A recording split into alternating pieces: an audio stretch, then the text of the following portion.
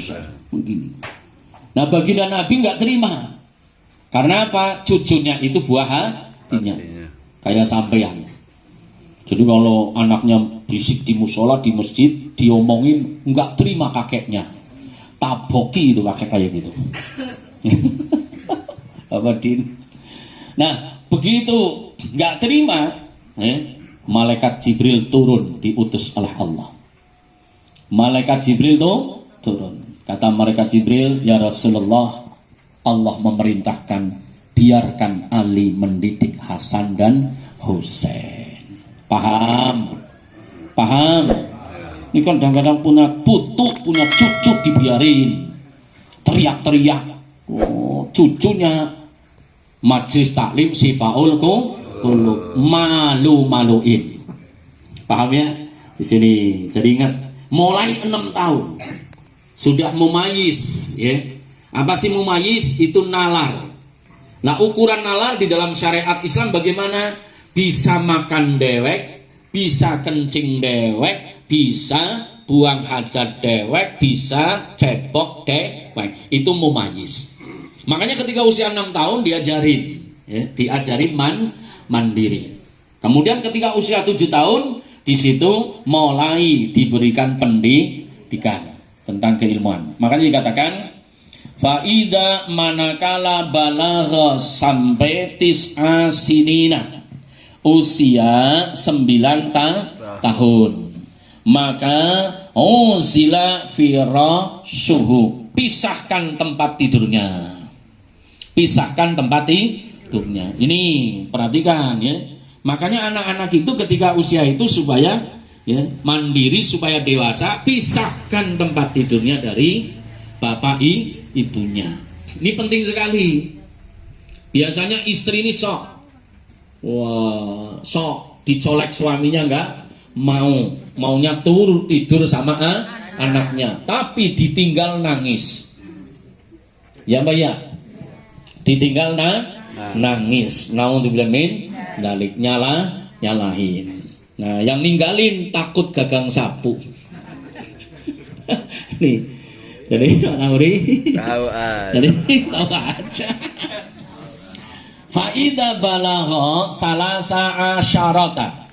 Lalu apabila telah mencapai usia 13 tahun, duriba alas shalah, maka dipukul, dipukul atas pelanggaran sholat. Bahkan di dalam keterangan yang lain itu asyarata, usia 10 tahun. Perhatikan baik-baik di sini. Usia 10 tahun, itu supaya dipukul. Nih, dipukul. Nah, dipukul di sini bidarbi, lan daruratun.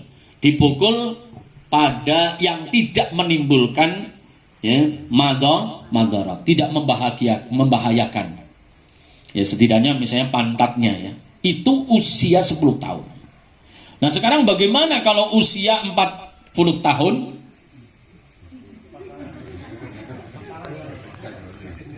Enggak sholat, itu yang digebuk apanya? Cengeleng. Ini ya. Makanya Imam Syafi'i menyatakan bidrubir syaifi, yaitu supaya dipenggal dengan pedang itu. Subhanallah. Karena 10 tahun kan 10 tahun itu pantat. Nah, kalau 15 tahun kan punggung tuh. Ini 20 tahun yang atasnya punggung. Kalau 25 tahun ndak saya kepruk. Kepalanya ini ya. Naudzubillah min dzalik. Monggo. Nah, andai kata kita ini mendidik seperti itu, saya yakin termasuk waktu subuh. Coba ini yang pada punya cucu kecil ini ya, 10 tahun. Kira-kira subuh dibangunin enggak? Ingat, ketika kita nyuruh, putra-putri kita itu dihukumi fardu kifayah. Jadi ketika bapaknya sudah nyuruh, maka ibunya gugur kewajibannya. Ketika ibunya sudah nyuruh, maka gugur kewajiban bapak. Itu fardu kifayah di antara suami istri. Itu. Jadi harus disiplin betul.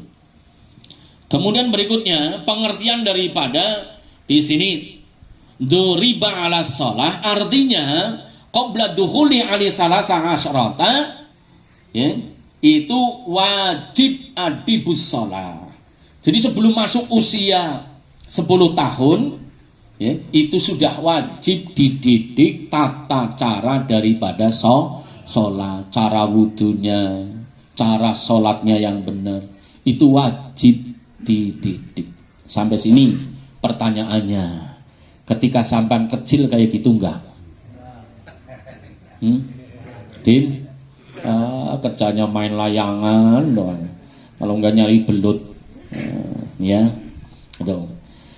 Faida, dan manakala balagha sitta asyrata, telah mencapai usia 16 tahun sanatan, maka zawajahu, nih perhatikan baik-baik ini, maka ayahnya itu diperintahkan zawajahu abauhu, supaya menikahkan, ya, bapaknya itu, supaya menikahkan anak-anaknya.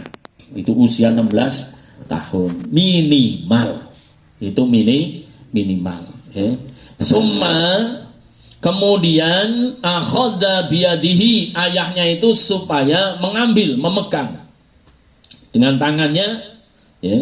Jadi katakan di sini summa akhadha biyadihi waqala, dan mengucapkan qad adabtuka, ya, hai anakku, itu supaya akhadha biyadihi, anaknya dipegang tangannya, ya.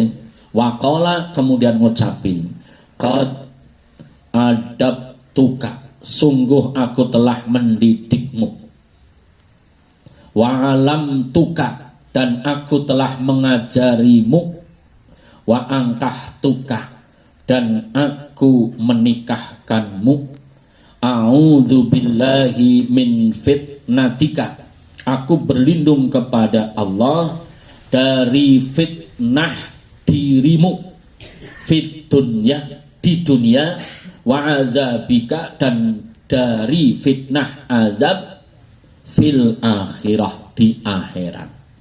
Pertanyaannya, yang sudah nikahin bocah kayak gitu enggak? Kayak gitu enggak? Lah, yang dipikirin nyari utangan untuk resepsi. Apa Din ketawa mulu? Ya, subhanallah di sini. Jadi itu artinya apa? Ketika kita mau menikahkan bocah, ketika kita ini mau melepas anak kita, satu, adab tuka, mesti diajari adab tata krama kehidupan. Ya Allah, ya terlambat ngaji. Ya Pak ya. Nih, naudzubillah min dzalik, ya. Ini penting banget sampai dikatakan nih, man barang siapa, ya, nih, mengajari, ya, mengajari anaknya membaca Al-Quran sampai bisa, itu pahalanya lebih besar dibandingkan ibadah haji dan umroh 10.000 kali. Subhanallah. Tuh, ngajarin putra putrinya baca Al-Quran sedewek sampai bisa, itu pahalanya lebih besar dibandingkan dengan pahala haji dan umroh 10.000 kali. Keterangan di dalam kitab Khazinatul Asrar tentang istimewanya ta'alamal Quran. Ini subhanallah. Ini. Makanya tadi kan dikatakan, ya. Jadi salah satu hal yang paling penting, ya, diantaranya perhatian terhadap agama. Jadi termasuk orang itu kalau tidak memiliki 5 perkara, dikatakan oleh Sayyidina Ali ibni Abi Thalib, satu diantaranya qanaatu wahiyya ar-ridho bijahilun, ya. Qanaah, tidak memiliki rasa qanaah, rasa terima, menjadi orang bodoh. Jadi sampan ini jangan terima kalau jadi orang bodoh. Buktinya nggak terima bagaimana? Wayamsi ila talabul melangkah untuk menuntut ilmu gitu loh. Jadi misalnya sampean nggak bisa baca Quran, jangan terima sampean melangkah. Itu melangkah menuntut ilmu. Orang usah judek. Jadi kalau orang misalnya nggak bisa baca Quran itu bawaannya judek. Tahu judek? Gitu. Karena apa? Kalau orang bisa membaca Al-Quran, subhanallah. Nabi menyatakan iqra'ul Quran, bacalah Al-Quran, fa innallaha la yu'adzibu qalba wa'al Quran. Allah tidak akan mengadab hambanya yang hatinya isinya Al-Quran. Fa innal Qur'ana maktubatullah, karena Al-Quran itu jamuan dari Allah. Wa man dakhala fihi amin, barang siapa masuk di dalamnya maka akan aman. Aman dari apa? Amin min azabillah, ya, dunia akhirat. Aman dari azabnya Allah dunia akhirat. Hingga dikatakan alladzi jawfun syai'un minal Qur'an kal baitil kharibi, tubuh yang kosong dari Al-Quran seperti rumah yang bobrok. Jadi kalau saya sampai nggak pernah baca Quran, tubuhnya tidak pernah diisi Quran, seperti rumah bobrok. Lalu rumah bobrok bagaimana? Kena godaan sedikit saja roboh. Naudzubillah min dzalik. Bahkan dikatakan iqra'ul Qur'an fa inna mal Qur'an jaa yaumal qiyamah syafa li sahibiha. Baca Al-Quran karena Quran nanti akan datang di hari kiamat menjadi syafaat. Kiamat ada dua, sughra kubra. Ini bahkan sampai dikatakan manistaghila bitilawatil Quran, ya, hatta yas'alu min kulli sa'alah. Barang siapa sibuk membaca Quran sampai tidak sempat meminta dari apa yang akan dimintakan kepada Allah, maka ya'ti Allah Ta'ala, ya, afdalu min sa'ilin, maka akan diberikan oleh Allah SWT dari pemberian yang lebih utama dibandingkan dengan pemberian yang diberikan kepada para peminta. Makanya kalau sampan misalnya judek, sampan punya hajat, sibukin baca Quran.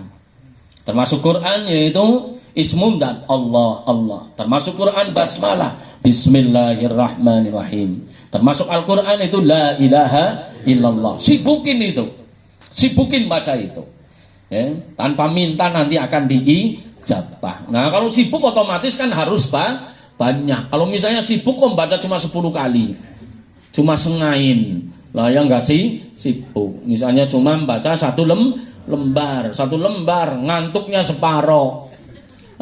Gimana? Sampai jatuh gitu ya, ya tidak termasuk. Kembali lagi, ya.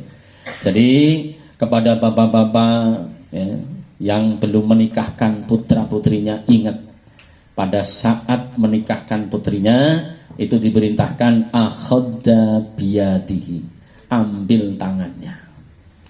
Kemudian waqala, katakan qad adabtuka, hei anakku, aku telah mengajari kamu. Wa alamtuka, ya, aku telah mendidikmu. Wa alamtuka, aku telah mengajari kamu. Tapi harus benar-benar ngajari di sini. Sekarang pertanyaannya, bapak-bapak ini suka ngajari putra putrinya enggak?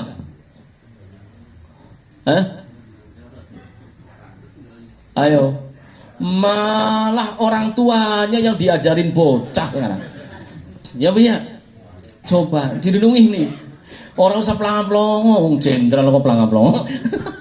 Ya, ayo. Jadi sampai ngaji nggak usah judek.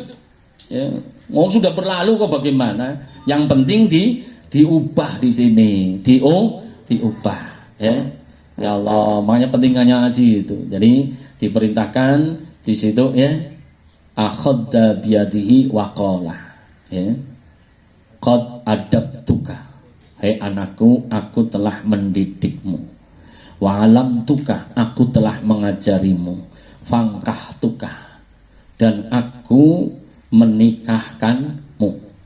a'udzubillahi, ketika mau menikahkan ini, a'udzubillahi min fitnatika fid dunya wa adzabika fil akhirah. Bismillahirrahmanirrahim. Bismillahirrahmanirrahim. A'udzubillahi min fitnatika fid dunya wa adzabika fil akhirah. Nah, itu bisa juga dilakukan Bapak Ibu, sampai pegang putra putrinya, pegang ubun-ubunnya, bacakan surat Al-Qadar. Kemudian pegang dadanya, bacakan surat Al-Insyirah. Kemudian nyatakan sampan ridho kepada putra putrinya. Setelah itu ucapin doa ini, a'udzubillahi min fitnatika fid dunya wa adzabika fil akhirah. Ya, paham ya? Jadi itu bacakan surat Al-Qadar, ya. Kemudian tiupkan di ubun-ubun. Bacakan surat Al-Insyirah, di situ letakkan pada dada. Kemudian sampean nyatakan, ya, oh syahidu ya Allah inni ridha linduriyatika. Persaksikan ya Allah, sesungguhnya aku ridho kepada anakku.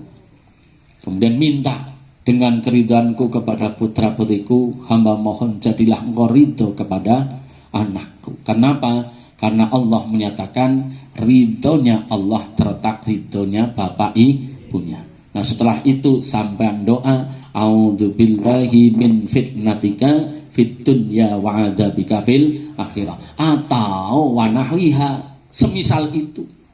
Atau sampai minta, ya Allah, aku mohon barokah syafaat anakku dunia akhirat. Jadikanlah anakku menjadi asbab aku mulia dunia akhirat. Itu insya Allah nanti diijabah. Nih, suka kayak gitu enggak? Hah? Maka anak karo bapak orang genah, sebabnya enggak pernah rabi toh. Perhatikan ya, paham? Jadi nanti pulang gitu, dideketin, dibacain doa, kemudian minta kepada Allah. Nah, contohnya di sini dicontohkan yaitu a'udzubillahi min fitnatika fid dunya wa adzabika fil akhirah. Karena ada anak itu mendatangkan barokah dunia akhirat, sebaliknya ada anak mendatangkan fitnah dunia, azab akhirat. Naudzubillah min dzalik. Di dunia jadi fitnah, di akhirat jadi azab. Makanya sampai ngomong ke anak-anak sampean, tong, neng, aku ridho kamu itu bikin repot aku di dunia, asal jangan jadi azabku di akhirat. Itu bilangin. Ya, karena ada anak itu di dunia sudah ngerepotin, di akhirat nyeret ke neraka. Nih, karena apa? Salah didikan. Naudzubillahi min dzalik. Makanya kalau Mbah Malik ini ya, sesepuh saya, ya, itu wasiat, ya. Nih, mulazamatikum bi salasun. Lazimkan kamu dengan 3 hal. 1, gitu, as-salatu, ya, sholat. Tuh, lazimkan sholat 5 waktu. Jadi anak-anak ini diperhatikan betul-betul sholatnya. Ya Allah, jangan sampai bocah mau sholat, mau nungging, mau ngelepar, mau ngusruk, ya, mau pulang jam berapa dibiarin. Ya, tidur di mana saja dibiarin. Ini jangan sampai. Mesti diselusur kemana nih bocah perginya. Nih, 1 sholat itu. Kemudian yang kedua membaca Quran. Yang ketiga bersolawat kepada Nabi. Itu. Pokoknya bocah bimbing itu. 3 hal.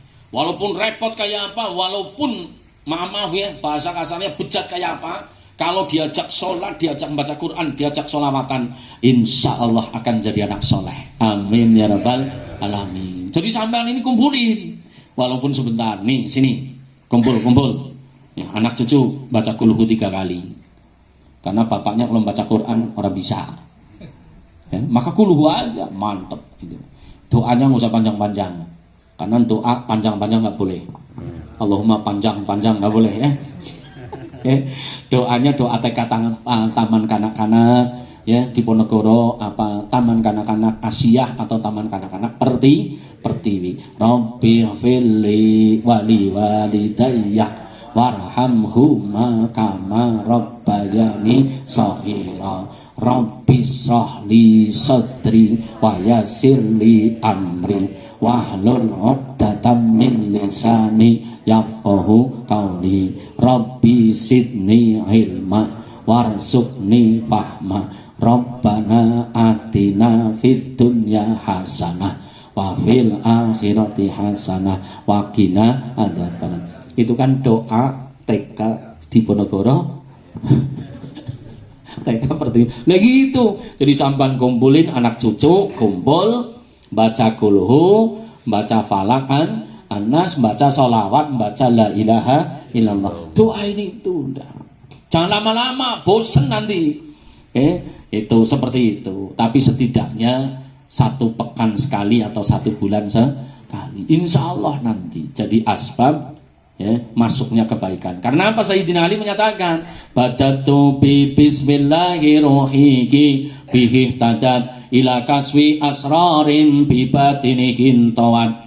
Mengawali aku dengan menyebut asmamu ya Allah, yang dengan aku menyebut asmamu ruhku diberikan petunjuk kepada jalan kebenaran, hingga tersingkap hatiku mengetahui rahasia yang paling rahasia, yaitu makrifat kepada Allah. Itu lantaran nyebut asma Allah. Berikutnya, qala Nabiyyu alaihi salatu wassalam, telah bersabda baginda Nabi sallallahu alaihi wasallam, ma nahala, tidaklah memberi bi fathin nuni, yaitu nahala dengan difathahkan nunnya, wal hai, dan hanya naha gitu ya, itu al muhmalati ya, al muhmalati itu maksudnya di situ bentuk ya,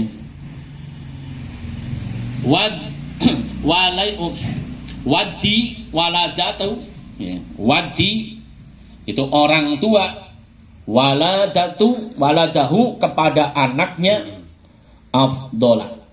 Jadi perhatikan ya, manahalah, tidak ada pemberian ya, pemberian walidun ya, dari orang tua, waladahu kepada anaknya, afdola yang paling utama, min adabin hasanin, dibandingkan dengan pendidikan tata krama budi pekerti. Pemberian yang paling istimewa orang tua kepada putra putrinya adalah mendidik sopan santun. Makanya penting nih ya, sampean kalau punya putra putri, orang dari mana-mana datang ke rumah kita, mestinya anak-anak kita pun duduk di situ. Ini ada sopan santun, tata krama. Ini kadang-kadang maaf ya, kita-kita nggak kayak gitu. Tuh, dilatih. Kenapa? Dilatih. Karena termasuk barometer iman. Man amana billahi wal yaumil akhiri wa yukrim duyufahu. Kalau kamu beriman kepada Allah dan hari akhir, muliakan tamumu. Ini kadang-kadang ya, sering saya bilang ke bocah-bocah ini, hormati, bicara ibu-ibu ngaji.